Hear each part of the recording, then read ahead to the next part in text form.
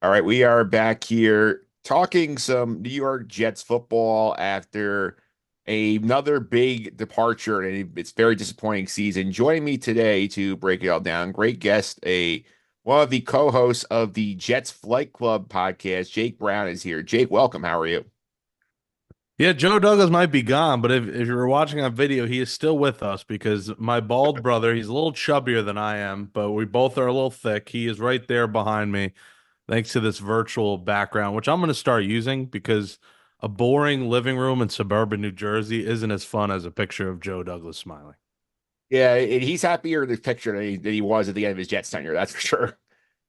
Yeah, listen, I think he's getting a trip to Cancun early, and I think he's probably thankful as the guy who wasn't really doing much the last few months. It was Woody Johnson was essentially the GM. So he gets a little bit of vacation. He'll get a cushy role probably with the Ravens and call it a day. I'm sure he's relieved, honestly, that he was let go because when your contract's up, it's not really a firing, it's just a early vacation. Yeah, that's for sure. And obviously, we got the news earlier this week that Joe Douglas gets let go. Everybody who followed the Jets knew this was coming at some point. Like, are you surprised it happened now as opposed to at the end of the season? No, because I think Woody Johnson's a clown and he wanted to make some noise during the bye week and do something drastic, and this is his version of drastic. It's the next man down the totem pole. All right, we fired the coach, we changed the coordinator, we got Devontae. Now, we're still losing. Let's fire the GM. Maybe that'll get us 6 wins in a row and get us to win some magical tiebreaker and get to the playoffs. He's trying everything possible that will not make a difference to see if it makes a difference. And you hold people accountable, but when, Joe Douglas was not going to be here anyway, so it doesn't really make any difference. There's not any move, or, the trade deadline's passed. There's no one in the waiver wire you're picking up that's saving the Jets season. So I think this was just a move to do a move, but no, it doesn't. So nothing really at this point surprised me with the Jets because it's a circus. And then, he goes and Manish Mehta tweets out Joe Douglas' phone number out casually. Like, I mean, it's just every day there's like, I said that Sunday I'm ending the podcast, and then every day something ridiculous with the Jets. Like, you had the bombshell athletic report, the Douglas firing, Manish Mehta tweeting his number. What's gonna happen later today? We'll see. Yeah, we'll see here. And I think the timing to me screens more like Woody knows he's going to go get an appointment with the Trump administration, probably go back to London here. This feels to me like I want to have my stamp on this team. I don't trust Christopher to make hires, even though I've shown no ability to do so myself. Yeah, Christopher Johnson. We don't know a lot about him. It's been said that the players like him, and they maybe they like him more than Woody. He's a little bit younger than Woody. Like, maybe he ends up being better. But the problem is, owners' egos are too big, and ballers want to be rappers want to be ballers. Ballers want to be rappers. The owner wants to be the baller, and the ballers want to have the money the owners have, and that's it doesn't exactly correlate that way, but like he wants to be like a player. Like he buys the Sauce Gardner kind of chain he wears around his neck.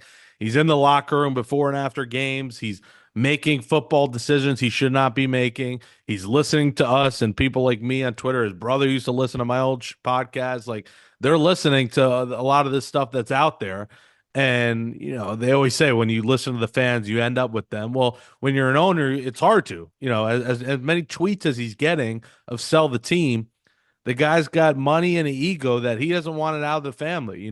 They want to get it right. And I'm not saying he doesn't want to win and he wants to get this right, but he hasn't been able to. He fails in every GM hire, he fails in every head coach hire, and clearly he's failed with the roster because they've made one playoff appearance in 14 years. They haven't made the playoffs in 14 years, I should say. It's a better way of putting it. And they've had one winning record since then. So not only have they been a playoff team, they haven't even been able to be a 500 team. And I don't know if he's ever going to sell the team, but you know, everyone thinks that him going overseas means all right, we're done with him. He's still going to be texting his brother, and he's still going to be involved in making decisions. You hope that his focus though is more towards whatever politics stuff he's going to do, and not the Jets. And that's what the Jets have to hope for. And then they got to hope that his brother says, "Hey, uh, whoever GM comes in here, if they end up bringing Phil Savage back in the interim right now, I assume they get someone, a little bit better than that.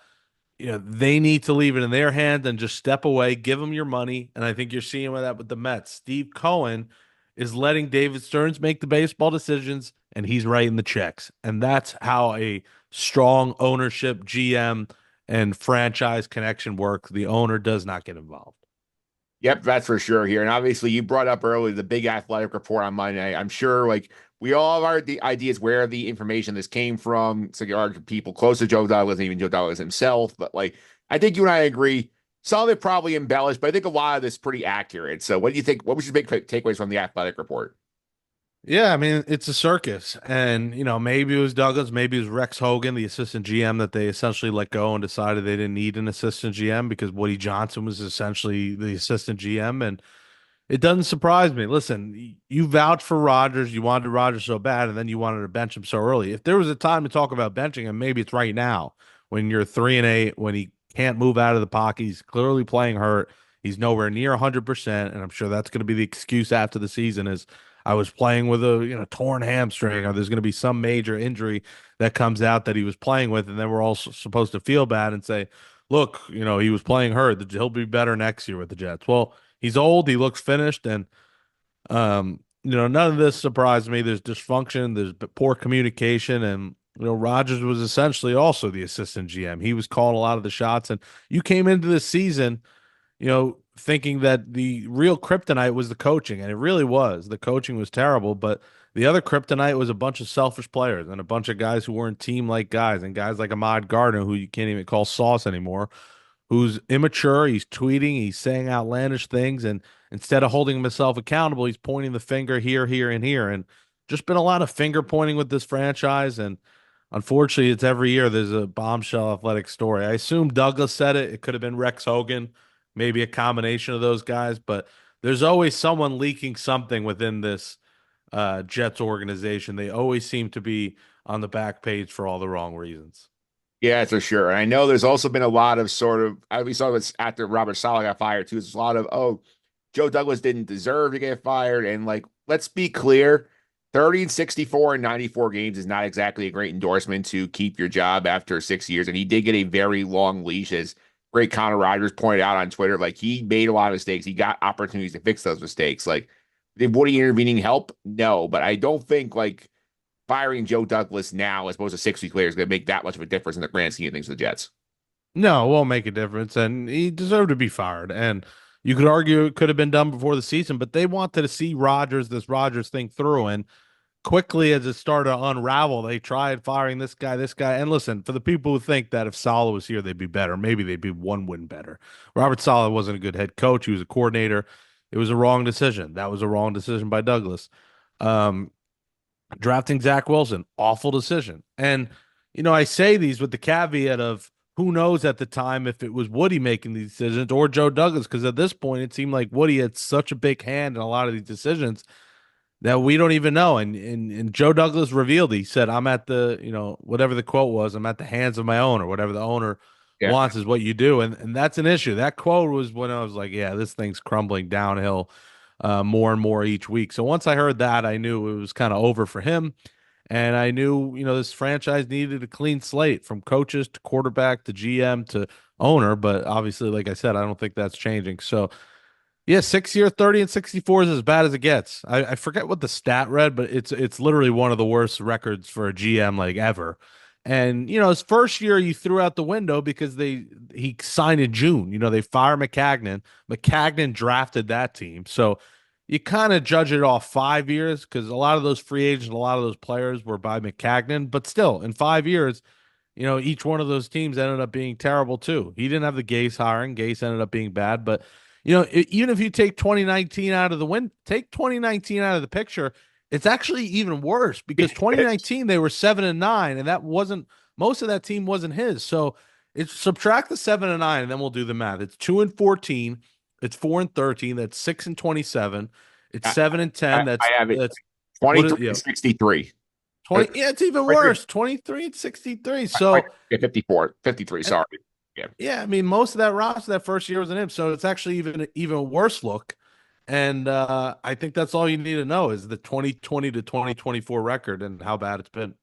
Yeah, it has been here. And obviously, like, there was a lot of hope coming this season, but like, I feel like every Jet fan at a different moment when you look at this season is, oh, they're screwed. They're not coming back from this. Like, where was that moment for you? What game or what decision happened? You said, oh, this team's cooked. They're not coming back. It was probably the Buffalo game, I think. A game where it was the New England game that was the seal, the nail in the coffin, I think. That was the one you were like, all right, this team is done. That was really, but the Bills game when it was trending downhill and you were like, this is going to be tough. The Pittsburgh game you expected to lose. The Patriot game was the true, all right, they're done. But I think it really started with the Bills game where that was their third loss in a row, their third one possession game in a row. And it's crazy how quick it flipped. I was at the home opener and it was amazing. You felt so good. 24-3, defense was great. Rodgers looked good. And then it just went downhill each week and each week. And the Bills game, they really had it in their hands. They missed field goals, inexcusable mistakes. And it was really that game. But yeah, the final nail was not Arizona. It was against the Patriots. Yeah, I think for me, I think the moment the worm turn was like when they go to Pittsburgh, they're 15-3. It's the first Devontae Adams game. You think, okay, maybe the Packers union finally comes together and fixes everything. When the defense just falls apart, they blow that game and they can't recover from it. And then they followed up with New England. I think that to me was the moment. Okay, they're screwed. Yeah, but Pittsburgh's better than they are. Like it's the Patriots. You're better than the Patriots. You have to be better than the Patriots. You have to beat the Patriots, and just such poor execution, 2-point conversions, and missed field goals, missed extra points, and a team that was, the Patriots handed the game to the Jets, and the Jets did not want to take it. So, the Pittsburgh game, yeah, but like they were going to lose that game anyway. Losing to the Patriots in a game you had to win to kind of save your season. Look, you win that game, you beat the Texans. Maybe we're not down and out. And I'm not saying this is the end of the Jets Flight Club podcast, but the fact that the only win in how long? In 2 months has been that Texans game, which by the way, the Jets were favored. The Texans had a ton of the fact that Jets were favored in that game against a better Texans team told you all you needed to know about that game. That was basically a throwaway game for the Texans playing without everyone in their lineup. So their only win came against a game that they really couldn't lose, and then every other game they've had some kind of mistake. And then the Arizona game, that's when you knew the team, that was headed to Cancun. That was just a miserable effort. 6 points. They did nothing. They let Arizona run down their throats. They let Kyler throw it all over the field, and that's when you knew this team was checked out for the season. Yeah, I think the most shocking thing about this collapse for this team has been the way the defense fell apart, especially after Robert Saleh gets fired here, because Jeff Ulbrich is sort of taking over. He's over his head trying to coach and be the coordinator here. The formerly artist formerly known as Sauce Gardner, now I'm calling him Ahmad Gardner. I see you taking that lead. Is sort of like he is no longer the best corner in the league. He's like barely average at this point of the year. Like, what do you think happened to this defense? Because like there was this like a Colin Carvey Saleh led Jets for years, and now they're one of the worst units in the league since he got fired. Yeah, well, some of that's on Joe Douglas. He lets JFM go, which I think was an underrated loss to lose JFM, who was kind of a leader of that unit. And I know JFM, look at the box score and the stats. They didn't really jump out at you, but look what they've done against the run. Like having JFM there would have helped. Bryce Huff, everyone mentions Bryce Huff. I don't think Bryce Huff wanted to be back here, and I think that's pretty obvious. You know, he was barely playing his playing time, and I know he was mad about the playing time, and he wasn't getting enough of it here, and he wanted to go somewhere where he was going to play a lot more, and wasn't looked at as just a third down guy. So I'm not convinced Bryce Huff was going to come back, even if the Jets gave him a decent offer. But you have to look at that as well. I know he's been hurt and hasn't looked good in Philly, but he's better than Hassan Reddick. You look at the Reddick trade, awful. Doesn't show up for half the season. When he shows up, it's just to collect a check. Looked out of shape. Like the guy had titties, like he had man boobs. He looked completely out of shape. He looked awful, and he did nothing on the box score. I mean, his first two games, I'm convinced his jersey wasn't even dirty. He wore the same jersey each game and didn't even need to wash it. That's how bad Hassan Reddick was. A guy just trying to stay healthy so he could get paid, and that's all he cares about is getting paid. And Ahmad Gardner, like tackling, streaming. He streams but doesn't tackle, and he's paid to tackle, not stream. And he's worried about his streaming and worried about Twitter fingers and talking and who wants to play me in COD and play me in COD. And he should be worried about tackling players because after his first season, he's been a large shell of himself. And the Jets would be insane to pick up his contract and give him an extension. I know he's got 1 year left. You have to explore a trade for him, and if not, let him play out that 1 year and then let him go. I think he could shine somewhere else, but I don't know. Unless I see maturing and I see a difference in his play, he's weak. He needs to hit the weight room. He can't tackle, and he just talks too much off the field. And he's got to learn from those. And if he does that, yeah, I'd love to have him, but there needs to be a lot of improvement from him. So injuries have played a big part too. You lost Jermaine Johnson early, and once you didn't have Reddick, Jermaine Johnson, I kept saying he's primed for a monster season and is going to be the best player in this Jets defense. And you lost him for the year, and I don't think they ever replaced him. And then also CJ Mosley. I think everyone thinks CJ Mosley's old, done, but like every week it's like, is CJ Mosley playing? Nope, he's not. And, I assume he's actually hurt and not making a business decision to check out of a team that's out of it. But he was the anchor of that defense. And I think he's probably overpaid and a bit overhyped, but I do think he's a leader on that defense and he's a tackling machine. And, when your big time defender outside the Williams brothers is Jamian Sherwood, and no shade to him, he's a good player. But when we talk about every week, he's the leading tackler and he's the best player on this defense, that tells you all you need to know. It's a defense that has been completely underwhelming and completely overmatched by, it started week one with Jordan Mason. Once Jordan Mason ran, it looked like Michael Jordan Mason and ran all over the Jets, you knew this was going to be a very long season. Every running back after that has essentially feasted on this defense, and it starts up the middle, starts in the trenches. It starts with the run stop. It starts with the successful running teams. Look at the Pittsburgh Steelers. They stop the run and they run it down your throats, and they're beating everyone right now. Look at the Ravens, Derrick Henry, Lamar Jackson. They stop the run and they run it down your throats. Those are the teams that succeed, and that's exactly what the Jets do absolutely worse than anyone. Yeah, that's for sure. We have to get back to Rodgers too, because obviously this was the big expectations. Oh, they're being held back by bad quarterback play. Zach Wilson's gone. Rodgers is healthy. Here we go. He shows you the flashes at points. Like he has the big drive week one. He's like, oh, it's going to happen against the rust off. Week three against the Patriots looks like a vintage Rodgers. And then ever since then, he's looked like old, slow. Looks like he's battling some kind of injury, maybe at his knee. He's afraid to throw the ball down the field now. He's had multiple misconnections with his guys, not even just the guys who are here, but guys like Devontae Adams, they haven't reconnected. Like, what do you think the issue specifically is with Rod? Do you think it's just that, like, he's a 40-year-old quarterback coming off an Achilles tear and does not have the same mobility he used to? Do you think it's just the father time caught up to him? Yeah, I think Father Time caught off to him, and I think he's been hurt all year. And I think he doesn't want to sit out because he's got an ego, pride. He doesn't want to go out hurt like he did last year. And I think he's just playing through it because you see he's throwing on the ball with his back foot. Like his left leg, there's no strength in there for him to throw it. Look at some of those throws the other day were just absolutely dreadful. And, in the box score, his numbers might end up good. And when you look at the box score, you're like, oh, he didn't play that bad. But if you watch these games, he is playing bad. He can't get the ball down the field. The deep threat is completely gone. And all these throws are within 10 yards. I mean, it's like Chad Pennington, but with less accuracy. I mean, Chad Pennington has looked better than Aaron Rodgers, and that's concerning. And I love Chad Pennington, but we're talking about future Hall of Famer Aaron Rodgers, and he's a large shell of himself. And at this point, I think all of us have soured on him. I don't think he's the leader we all thought. I think his attitude is awful. I think his body language is awful.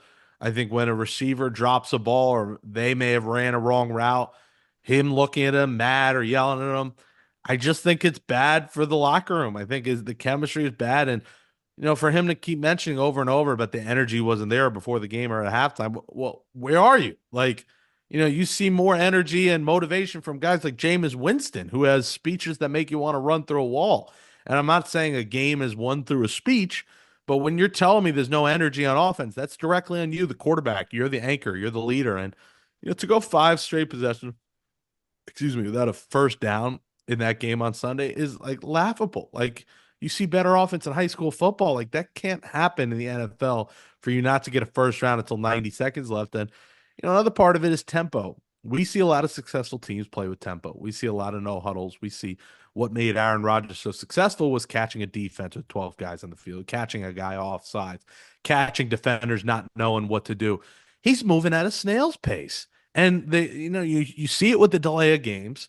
You see delay of games from this team every week. You see false starts every week. You see cadence issues every week. And you see the team moving slower than any other team in the NFL. And when defenses have 40 full seconds to breathe, get right, get the play in, they're going to beat you, especially when you can't throw down the field. So I haven't seen enough tempo, and maybe the age is a part of it. He can't move, and again, he's playing hurt, but you got to be able to play a tempo and an upspeed offense to kind of catch teams off guard. And the Jets do that maybe, half a time a game. It's like some games they don't do an up tempo from quarter one through quarter four, and you just can't survive in the modern NFL like that. And you can't survive with this playbook either. I think that's another major part of it. I talked about coaching, how bad it's been. They don't really have an offense coordinator. Nathaniel Hackett's picking his nose in the press box, and Todd Downing's not really an offense coordinator. He's a passing game coordinator. He's not a real OC. So they got to get with a modern time offense, like a McVay kind of offense, and the motions that these other successful teams use, and stop living like it's 2004. Like this Jets offense might thrive 20 years ago, but in today's modern NFL, this offense is crap. Yeah, I do feel like in terms of like what we've seen here, in terms of the attitude around this team, I know Woody Johnson's on the Twitter streets. I know he's checking in on us. I know he's heard you say that like this might be the end of the Jets Flight Club podcast. There's a lot of angry fans on Twitter right now saying, like, I'm done with the Jets. I'm not going to a game ever again. I'm not buying a jersey ever again here. Like, I don't know if you agree with me or not. It feels like this is like the most unlikable Jets team I've ever seen. Yeah, I said that on my show. I said that's why there's never been a season really that I check out on November 18th, 19th, but this is the one. Like it's just a bunch of selfish players who don't care, who can't execute, who, are hated. I mean, Ahmad Gardner coming after Matt O'Leary. Let's be serious here. And I like Matt. He does a great job. He's a friend of mine, but you're coming after Matt O'Leary. Like he's a Jets content creator. It's like coming after me. It's like, what are you doing? Like, because he made a video ripping your game, and like, stop coming after random content creators. This is what we do for our career, or for some people for fun and for our passion. Like, if you're taking offense to stuff we're saying, you're softer than a Carvel ice cream cone. Like, you just can't be that so like a bunch of Mr. Softies in this locker room, up top in ownership. And then he has the audacity to tweet the jersey combination colors, like we're in preschool with coloring books. Like, all right, black pants, white jersey this week, guys. Shut up, win football games, and sell the goddamn team. Like, who cares what color the jerseys are? Because no one's buying them. This is why I haven't bought a Jets. This is why I wear my Dustin Keller thrift shop jersey. It was $20. He's a Jet grade from a playoff team, not a great, but a good player. And this is why you can't buy jerseys. Guys are gone. They're good one year. Jamal Adams, bad the next. Ahmad Gardner, good 1 or 2 years, bad the next.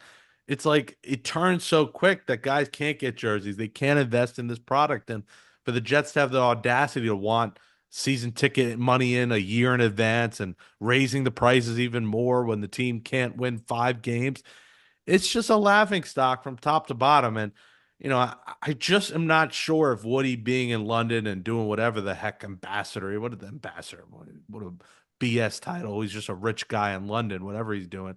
Whatever he's doing over there, I just don't buy that he's going to go there and this is all going to change and be better. Until it's out of the Johnson family completely, maybe then I'll believe. But I don't know when that's going to happen. Gary Vee has told me one day he wants to buy the Jets, but he doesn't have the money to. He needs multiple people, and it's got to be like an A-Rod situation with the Mets where they need 4 different owners. And I don't know if you want that either. So it takes a certain kind of rich fella or rich lady, a rich person, to buy a team, to let the football people be involved, and they just give out the money. And I think Steve Cohen's done that successfully, and he's still a fan and he's still involved, but he's not getting too intermingled into everything that's going on. And I think that's a good owner.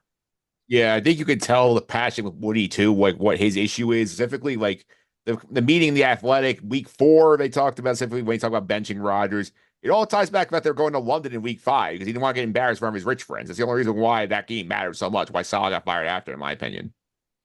Yeah, and you wonder if the Salah firing was because of that disagreement. And at that point, 4 or 5 games in, how are you going to sell to the fan base? Yeah, we're going to bench Rodgers now. Like, it was so early.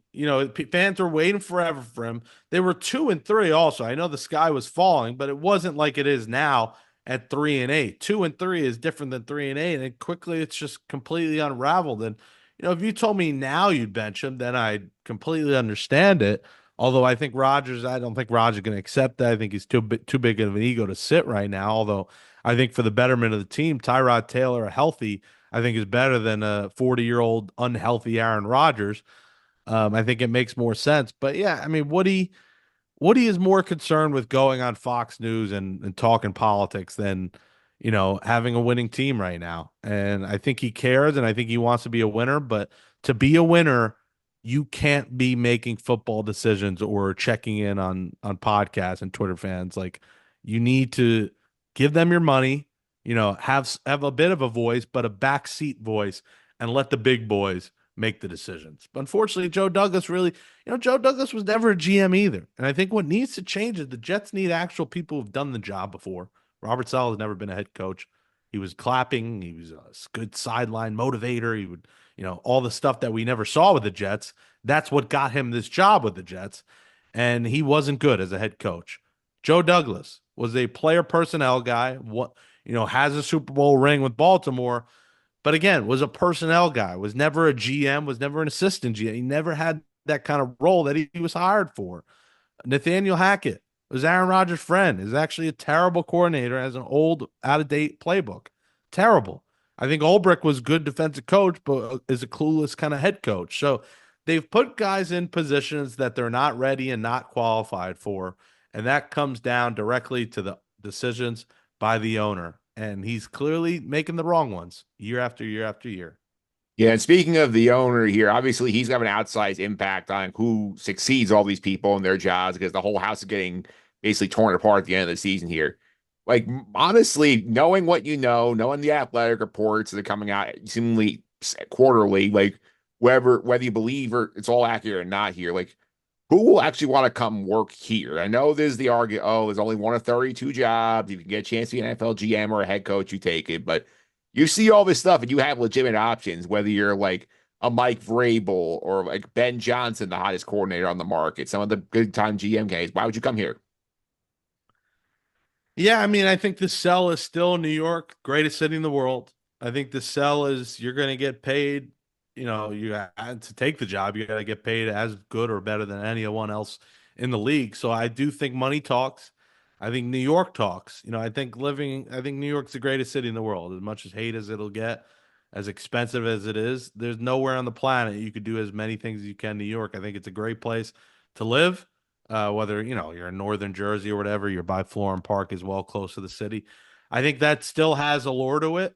So I think that's one. Two, I think they got to hope that, like we said, they got to hope that Woody's not as involved and as he goes to London. You got to hope that for 4 years, for the term or however long he's there, he's over there chilling and not making decisions. And I do think him not having a voice as much could be another determining factor. And the other determining factor is that they do have some players. It's not like this roster is full of bums. We've pointed a lot over and over to this team having talent and too much talent to be this bad. Well, the fact it's true. They do have some talent in this roster and some pieces to build around.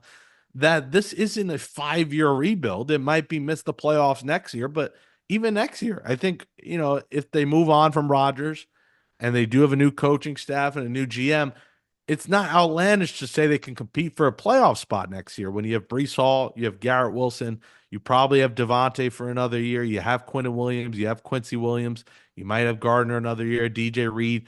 Like there are still pieces in place here where this team can go maybe 9-8 next year if they hit a home run in the offseason. So that's the other sell is you're not, taking over the Panthers roster. You do have a decent roster. You are in New York. You are going to get paid handsomely. And I do think there is a sell to, hey, you can come in here and flip around. And, it clearly hasn't happened in 14 years. You can flip a franchise that is starving, absolutely starving, for not a Super Bowl, not a playoff team, just a winning football team. Win 9 games. Like you've won over 500 record, since 2010.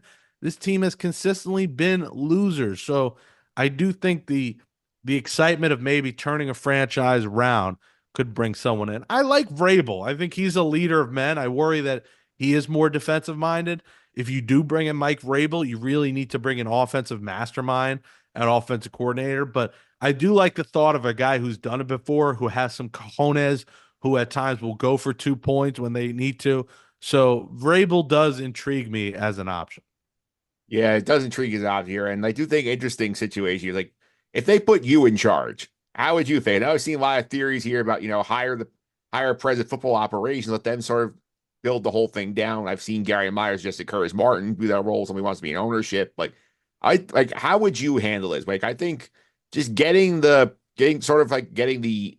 jet equivalent of David Stearns, like the president of football operations, let them build the thing out underneath without interference in the ownership, I think is probably the only way this really turns around. Yeah, how would I do it? Man, it'd be incredible because I'm unemployed and I could use a job. And it'd be a heck of an upgrade to become the New York Jets general manager. Well, I bring in a real football guy, and maybe it's someone who's turned a team around. I know Ray Agnew, the Lions assistant GM, is an option. Um, maybe you bring him in.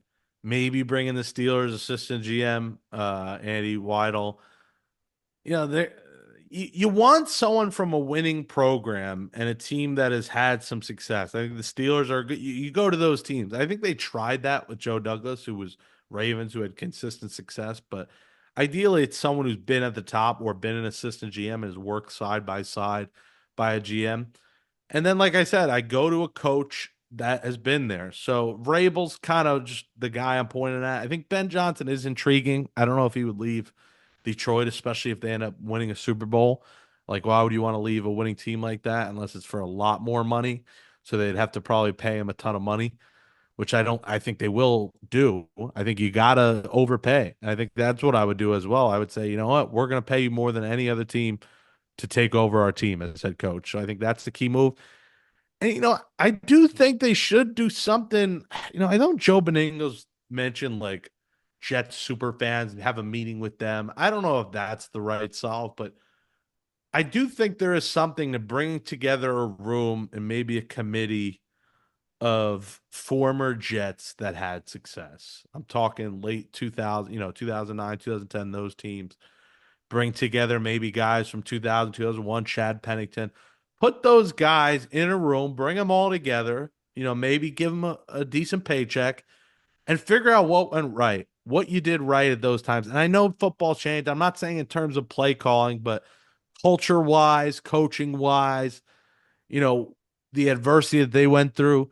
Get those former winning players in a room. And instead of just having them make appearances at charity events like Tony Richardson, Eric Coleman, who I was doing the Jets podcast with, instead of doing that, have them actually have a role. Have them give you advice, give you tips of what worked and what didn't. Because, Lavernius Coles told me on Jets Flight Club what didn't work. And that was some of Eric Mangini's tactics. He said not once did he talk to Eric Mangini. Imagine that. You're playing for a coach and you didn't talk to each other. And I know Mangini had some success, but that's something that doesn't work. You're seeing with Dan Campbell, the players love him. They play for him. He's a player's coach, but he's also a dog out there, like the biting kneecap thing. It's aggressive, but in some ways that kind of style works. So I do think you can get some pieces from these former players that had winning seasons that you could take and put them all together and put all the pieces of the puzzle together and say, all right, Wayne Corbett said this worked. Cole said this. Mark Sanchez said this. And you put those things together, and maybe that helps you build together a winning franchise. I think a combination of that and finding, high up pieces from winning franchises like the Steelers, maybe now like the Lions and their turnaround, maybe again like the Ravens. You go to those teams as well externally. Yeah, that's for sure. And obviously, this is the pressing spot talking about the Jets for this long. So, raise the mood a little bit here because I know you're a big Mets guy here. So this might be one of the most fun offseasons the Mets have ever had in terms of potential things they can do. And the big matzo ball in the air right now is Juan Soto. So before we go, confidence level he ends up here, in your opinion. Now you got me wanting Ben's Deli matzo ball soup after saying that. Now you got me hungry. I'm pretty confident. Mets are my number one. I know the Mets like the back of my hand. I know the City Field food like the back of my hand. The Jets are far below the Mets for me. The Mets brought me a lot of joy this season, maybe the most fun season of my life, the easiest team to root for. Unlike the Jets and Mets are the opposites. The Mets are a team we love to root for. The Jets are a team I hate to root for. Um, I think it's a good chance. I know him and Siri don't have the best relationship. Excuse me. So I hope that doesn't sour him coming here. I don't think it would. The Mets are giving him more money and 700 million. I don't think that would play that big of a factor, but I think he loves Lindor. I think he likes the direction this team's going. I think he sees that him and Lindor being cornerstones of a franchise and how cool that will be. I mean, Lindor, Puerto Rican, Dominican guy, you got them both together leading a franchise. It's a heck of a story. I do think the Latino connection is a big deal. I do think having the Latino manager and Carlos Mendoza is a big deal. I do think that gives the Mets the edge over Aaron Boone. I do think Stearns and Cohen gives the Mets the edge over Steinbrenner and Cashman.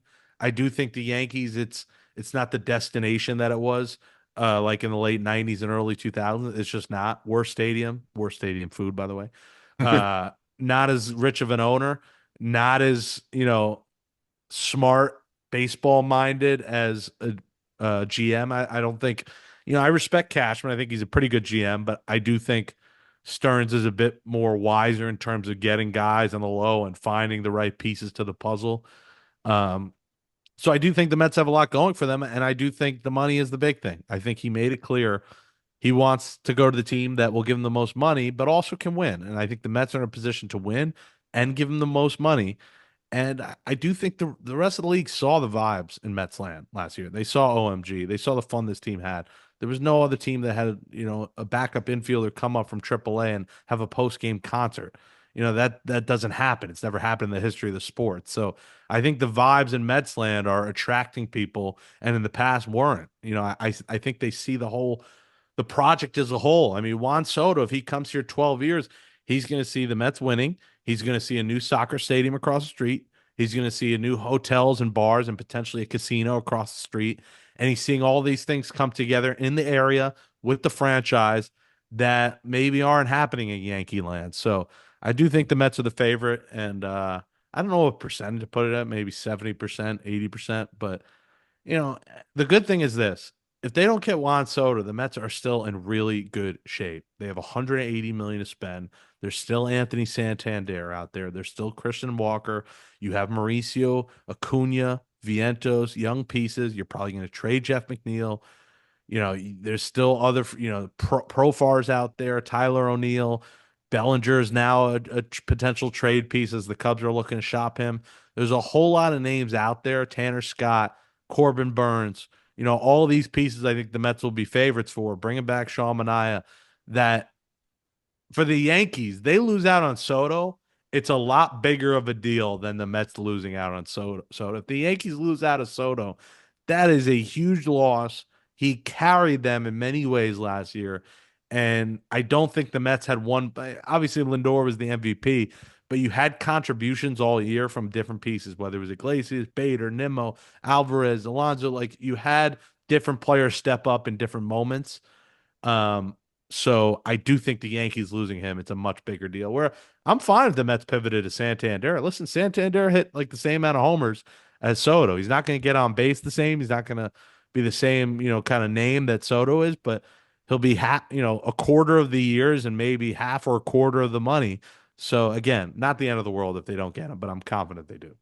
Yeah, it'll be a fun offseason for the Mets for sure, Jake. Thanks for all the time. Really appreciate it. People want to follow you on social media. Keep up with some of your content. How can they do that? Yeah, Jake Brown Radio on all social media. I go on live usually Monday through Friday, 5:05 p.m. live at 5:05 on TikTok, YouTube, all Jake Brown Radio. I might be doing a name change soon from radio since radio is like dying. Yeah. I might change the brand name soon. So stay tuned for that. And hopefully I'll have a finger knock on wood job announcement coming soon. So yeah, stay tuned at Jake Brown Radio. And thanks for having me.